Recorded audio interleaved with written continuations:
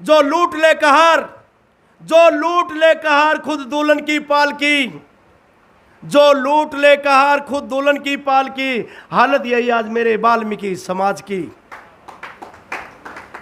आदरणीय साथियों, सर्वप्रथम बाबा साहब भीमराव अंबेडकर के चरणों में नमन करते हुए, भगवान वाल्मीकि जी के चरणों में पुष्प अर्पित करते हुए समस्त साथियों को क्रांतिकारी जय भीम, जय भीम। आदरणीय साथियों, मंच पर विराजमान सबसे वरिष्ठ सुमन दादी जी, मतंग साहब, पहली बार आपके मंच पर बोलने का मौका मिल रहा है। स्वास्थ्य ठीक नहीं है, भाई बलराज बोस जी के आदेश हुए तो मैं आ गया। तमाम मंच पर उपस्थित नेतागण सबको क्रांतिकारी जय भीम। आदरणीय साथियों, जो ये राष्ट्रीय अधिवेशन जिस मुद्दे को लेकर के किया गया है, सफाई कर्मचारियों पर, सफाई कर्मचारियों की सबसे बुरी हालत है। दिल्ली की राजधानी में दयनीय हालत है और दिल्ली से ही पूरे हिंदुस्तान में दिशा निर्देश तय किया जाता है। दिल्ली के जब कर्मचारी 25-25 साल तक पक्के नहीं होते, 60-60, 70-70 यूनियन बढ़ने के बावजूद जो तानाशाही सरकारें कुंडली मारे बैठी हुई हैं, 15-15 साल जो सरकारें राज कर जाती हैं, लेकिन सफाई कर्मचारियों के लिए कोई भी नियम नहीं बनता। बाबा साहब ने भारत को स्वतंत्र संविधान दिया। उस संविधान में कहीं भी किसी भी पृष्ठ पर ये नहीं लिखा केवल सफाई कर्मचारी जाति और वाल्मीकि समाज के सफाई कर्मचारियों को 25-25 साल तक अनियमित किया जाए। आदरणीय हमारे संतलाल चावरिया जी यहाँ बैठे हुए हैं, दिल्ली नगर निगम समस्त यूनियन कोर कमेटी के अध्यक्ष हैं और मैं दिल्ली नगर निगम समस्त यूनियन कोर कमेटी का वाइस प्रेसिडेंट होने के नाते और मुझे बोलने का जो मौका दिया, मैं इनका बहुत बहुत धन्यवाद करता हूं, जिन्होंने मंच संचालन किया, और बलराज बोस जी का भी और मंच पर बैठे हुए मुख्य अतिथियों का भी।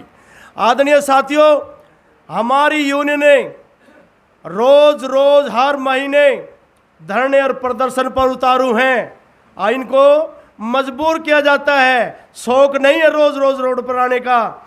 आज माननीय उच्चतम न्यायालय के आदेशानुसार 7 तारीख से पहले वेतन मिल जाना चाहिए, उसकी भी अवहेलना वर्तमान दिल्ली सरकार, केंद्र सरकार और पूर्व में भी जो सरकारें थी उनके द्वारा किया गया है।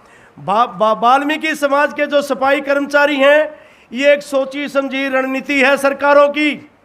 अच्छा खा नहीं पी सके, अच्छी चिकित्सा शिक्षा और चिकित्सा प्राप्त ना करें, ये इनकी मोनोपोली है। कोविड-19 के तहत जब शहर सो करके उठता था और बड़े बड़े अधिकारी अपने घरों में कैद थे चाक चौबंद सुरक्षा के बीच में, उस दौरान कैद या तो सफाई कर्मचारी नजर आता था सड़क पर, या दिल्ली पुलिस का जवान नजर आता था, या डॉक्टर नजर आता था।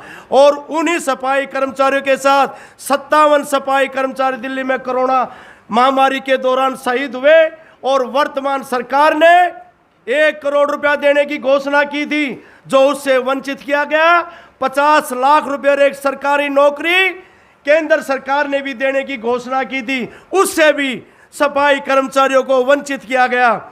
और उसके उपरांत दिल्ली नगर निगम के अंदर 10 लाख और एक सरकारी नौकरी देने की घोषणा की थी, उससे भी वंचित किया गया। हमारे नेताओं को बार बार झूठे आश्वासन देकर के धरने और प्रदर्शन समाप्त करवा दिए जाते हैं। 2018 में 19 दिन की भूख हड़ताल हुई थी, पूरा हिंदुस्तान हिल गया था और यूएन में भी मैसेज चला गया था और भारत सरकार के प्रधानमंत्री से पूछ लिया था कि दिल्ली का सफाई कर्मचारी आज हंगर स्ट्राइक पर क्यों है। लेकिन कुछ समाज के ठेकेदार और कुछ यूनियन के स्वार्थी नेताओं ने 19 दिन की भूख हड़ताल को दमन कर दिया, दफन कर दिया। आज त्राही त्राही कर रहे हैं। जो कर्मचारी 25-25 साल तक बैठे हुए हैं, उनको कोई आशा और उम्मीद की किरण नजर नहीं आती। कुछ कर्मचारी दिल्ली के अंदर 27 साल तक कच्चे कर्मचारी के रूप में नौकरी करके सेवानिवृत्त हो गए। यह भी एक बड़ी शर्म की बात है। और मैं आदरणीय बाम सेव एवं यूनिटी ऑफ मूल निवासी अति पिछड़ी अनुसूचित जाति जागृति महासंघ से जिन्होंने आज दिल्ली में प्रथम बार जो अधिवेशन किया है, मुझे आशा इन्हें पूर्ण विश्वास है, मैं सभी नेताओं में विश्वास करता हूं, आप इस आवाज को उठाएं। दिल्ली के कर्मचारी आपके साथ कंधे से कंधा मिला करके चलेंगे, क्योंकि दिल्ली के सफाई कर्मचारियों का विश्वास यूनियन के नेताओं ने नहीं तोड़ा है। दिल्ली के सफाई कर्मचारियों का विश्वास जो वर्तमान में सरकार दिल्ली के अंदर बैठी हुई है, जो वादा करके आई थी अगर मेरी पहली कलम चलेगी तो दिल्ली सरकार में जो दिल्ली के अंदर निगम के अंदर जो सफाई कर्मचारी हैं उनको पक्का करने के लिए चलेगी, लेकिन उस कलम के अंदर आज स्याही खत्म हो गई। स्याही, मैं हरियाणा से बिलोंग करता हूं भाई साहब, दिल्ली की भाषा मुझे बोलनी नहीं आती, तो मैं ये कह रहा हूं। फिर उसके उपरांत कोविड-19 के तहत सफाई कर्मचारी कोई ट्रेली में लटक के आता था, कोई ट्रक से लटक के आता था, और कोई साइकिल पे लिफ्ट मांग के आता था, कोई हरियाणा से आता था, कोई पंजाब से, कोई राजस्थान से।